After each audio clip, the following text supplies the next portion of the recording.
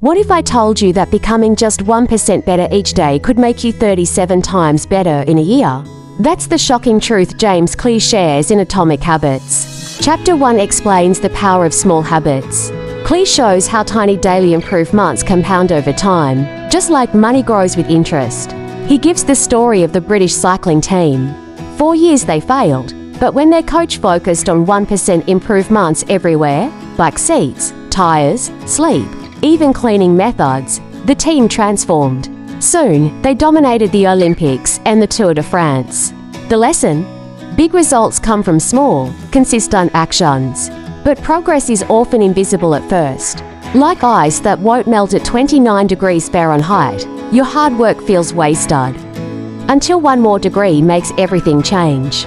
Success looks sudden, but it's really the hidden power of tiny habits building up.